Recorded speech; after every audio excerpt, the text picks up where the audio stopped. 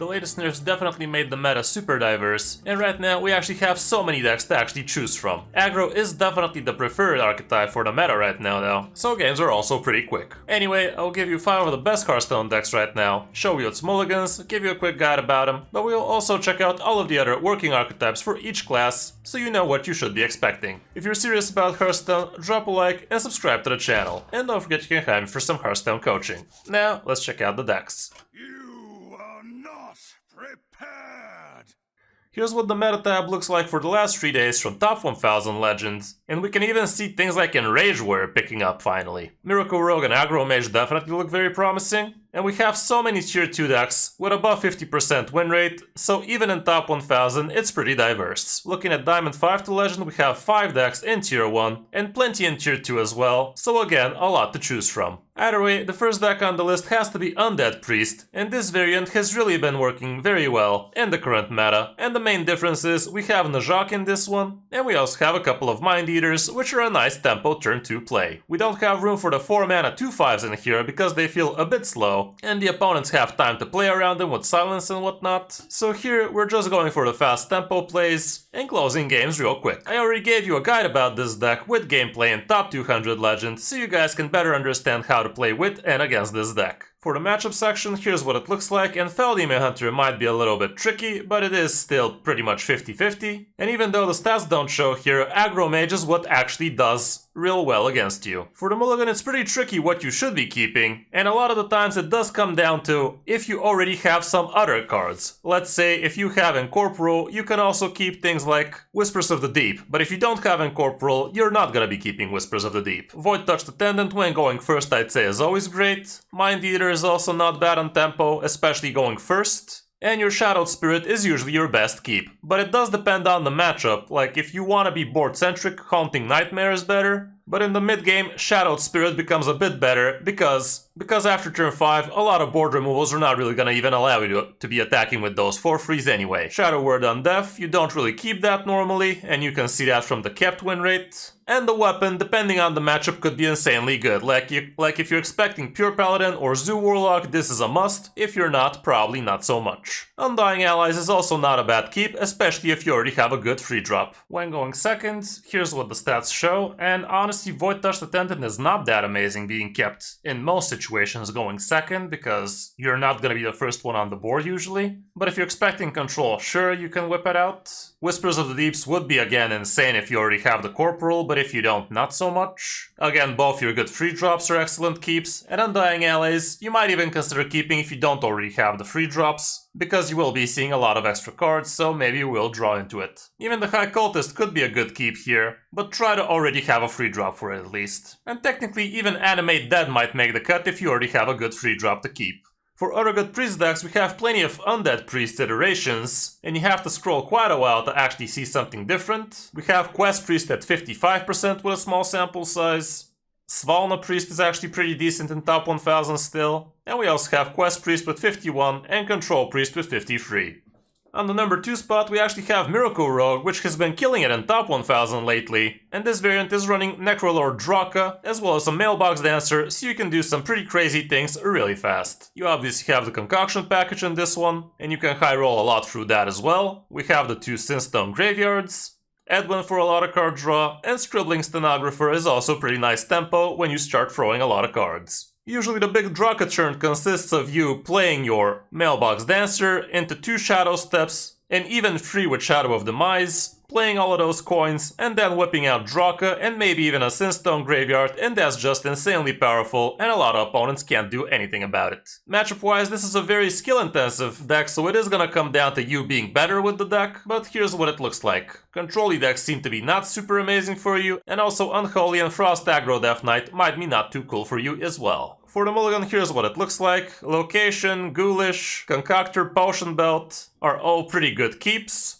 Draka also seems to be a good keep, but it's a little bit tricky, you probably need a little bit more support for her. Prep might also be a keep in certain cases. Scribbling Stenographer, I really wouldn't. Here's what the mulligan looks like going first. And Ghoulish Alchemist, Concoctor, Location, Potion Belt, and Prep seem to be great, and also Necrolord Draka seems to be pretty high on the win rate kept list. but you don't normally keep her too often, so keep that in mind. Same goes for prep, you kinda wanna be keeping it in combination with, let's say, a potion belt or something. Blackwater Cutlass is not bad, and also Potion Master Putricide can also be decent. When going second, however, even things like Shadow of Demise become a lot more capable because here you could just use it for an extra coin. Draka is also a lot more capable here. Location is still insanely good. Ghoulish Alchemist. Stenographer becomes a lot more capable as well, especially if you already have a good hand. And same goes for Potion Belt. For other good rogue decks, we also have Death Rattle Rogue being a pretty good deck, but it's super cheesy and high rolly, and sometimes you can't really pull it off. Thief Rogue is also pretty good, and the rest is iterations of those. On the number 3, I also still have Pure Paladin being an amazing deck, and this is again the variant I gave you a guide about, so you can check that one out if you want to learn how to better play with this one. We have Blood Matriarch Liadrin in this, and also Kero Rome, so you can rush down some things early on. Curator draws you a ton of cards, including 2 Light Rays because they're double, and you also have Sinful Sous Chef, which I actually did not realize was an undead when I made the first guide, and we also have Seafloor Saviors being mechs.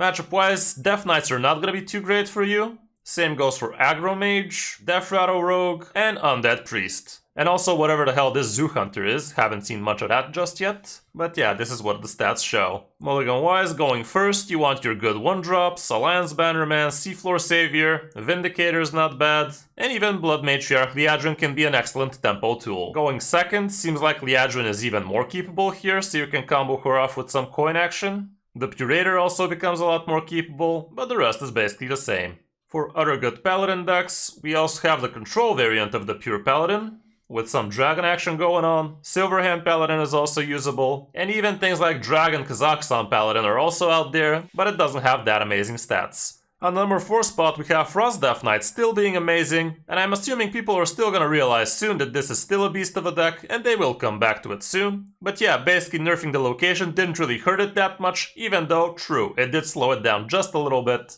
but it's still a monster of a deck. We are running the 2 Might of Menethils in this one, and only 1 Harbinger, so we can have room for the weapons, but the rest is literally the same. And even though the deck is a little bit more 4-drop heavy nowadays, it's still pretty good. Again, check out my guide about it, plus coaching sessions and whatnot. Matchup wise, still you don't really have anything too bad of a matchup, and only Quest Druid is somewhat of a close matchup, but the rest feels great. Mulligan wise hasn't changed much, and I would still be keeping Location always. Foul Leg is great, and if you already have the egg, you can even keep Skeletal Sidekick. Arms Dealer is also great when you're going first, and also Chill Fallen Baron is not a bad keep nowadays because you cannot be coining out on turn 3 since you're going first, so Baron is a good play. Harbinger is also not bad, and even Nerubian Visor. I wouldn't be really keeping Frigidaura, and seems like most won't either. Weapon is also not a bad keep, but it kinda depends on the matchup. When on the coin, again, Egg, Location's great. Baron I wouldn't really keep, because again you would prefer coining out Location here. Weapons great, Arms Dealer as well, Harbinger as well. School Teacher I wouldn't really keep most of the time honestly. Like I have to have a very perfect hand to consider keeping Teacher. And again Skeletal Sidekick if you only have the egg I'd say. For other Death Knights we also have apparently Blood Death Knight doing pretty good even though the sample size is pretty small. Unholy Death Knight is also doing pretty well. There's also a new different list of Frost Death Knight apparently with Vricule Necrolite as well as Hawkstrider Rancher, which feel a bit weird, and also Akani's in here.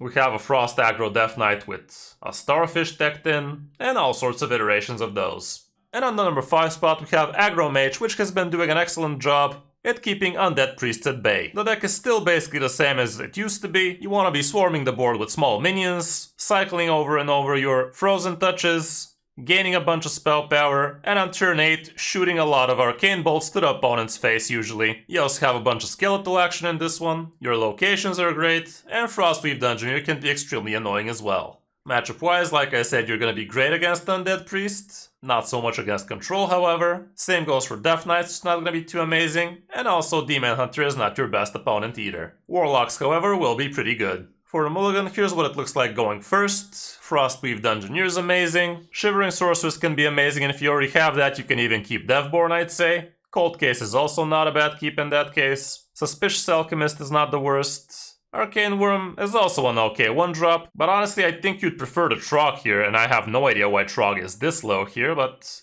then again, if you look at these percentages, if you're going first, you're always 61% plus win rate, so the difference is not that big from your best to worst cards. So I guess the mulligan can be very, very different. Amplified Snow Flurry I'd say is also a pretty amazing card.